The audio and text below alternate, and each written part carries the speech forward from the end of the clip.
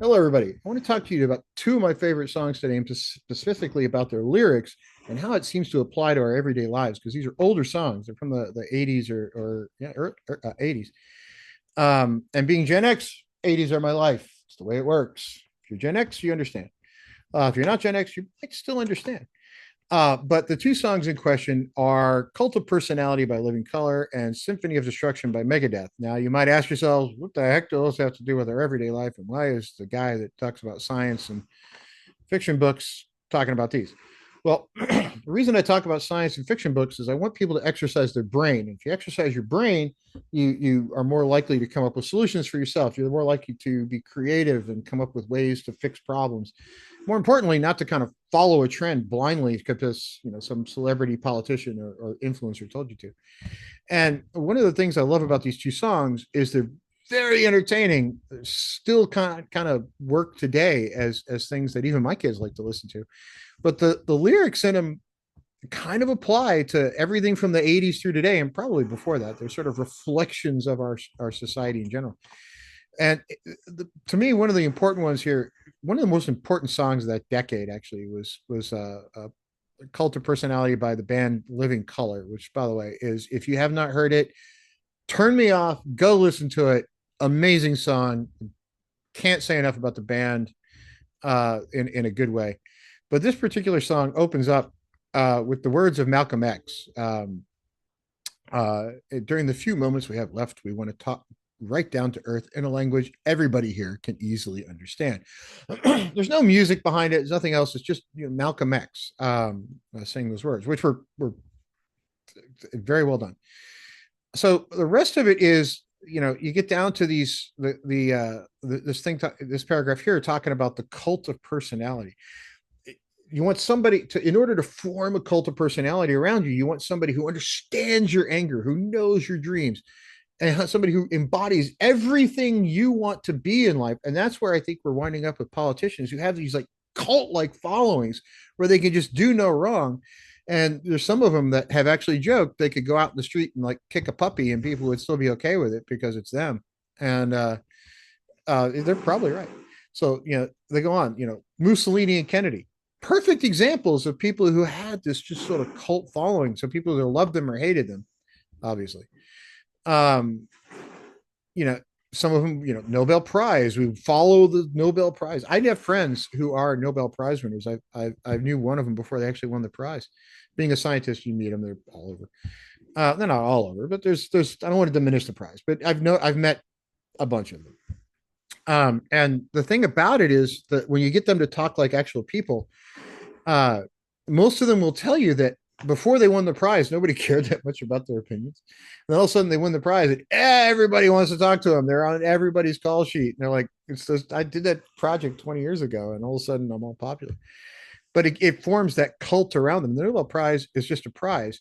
The work should speak for itself, but it doesn't. The prize does. So, but there's work out there that doesn't have a prize that is equally or better work in some cases, just because the Nobel Committee looks at things in a very specific kind of way. But they're right that the Nobel Prize just kind of form a cult around it. I found that kind of interesting. So again, this comes into our influencer community. You get this cult, you form this cult, everybody follows you get somebody to identify with you. Oh, now I've got you. You're my follower, you're my subscriber. You're gonna do what I tell you to do.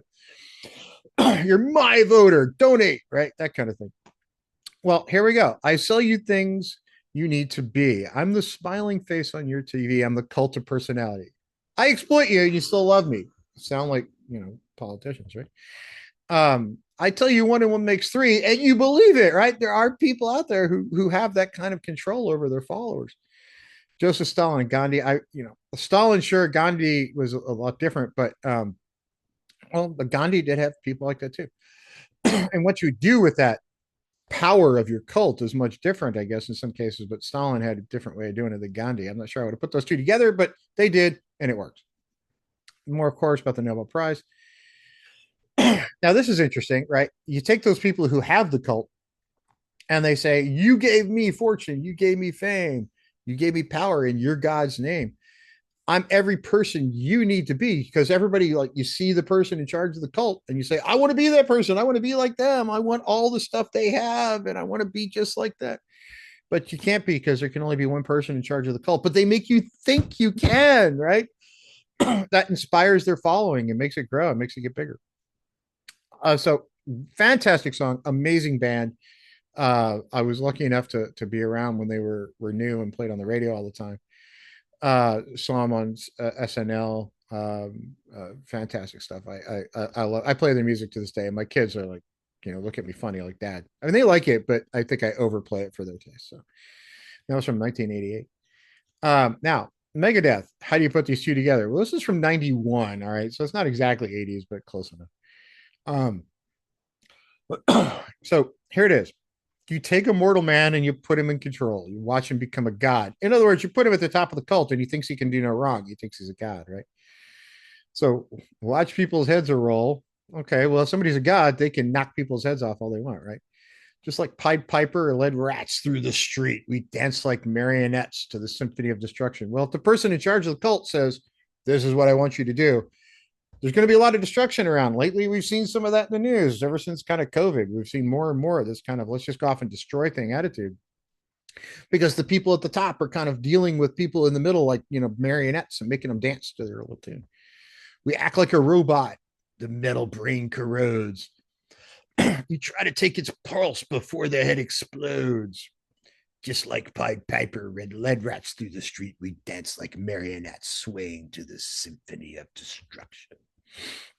So you give people a lot of power and they're going to use it, and they may not use it the way you want them to, and they might use it to manipulate you. So watch out for cults, whether it's a social media personality, whether it's a politician, a celebrity, somebody who exercises that level of power might not always use it for good. So cults are bad. Saying someone in a position of power can do no wrong is bad. People in position of power can get things wrong, and they need to be told that's wrong, this is right, and not in a violent way. Don't do it in a violent way. That's bad. So when you read books, when you listen to music, when you do these creative pursuits, sometimes there are things in there that you can apply to your everyday life. And these two songs, to me, speak to generations of people, and they're fantastic, and both of them are great music. Listen to them both. Amazing stuff. Pay attention to lyrics. We'll see everybody on the next video. Have a great weekend.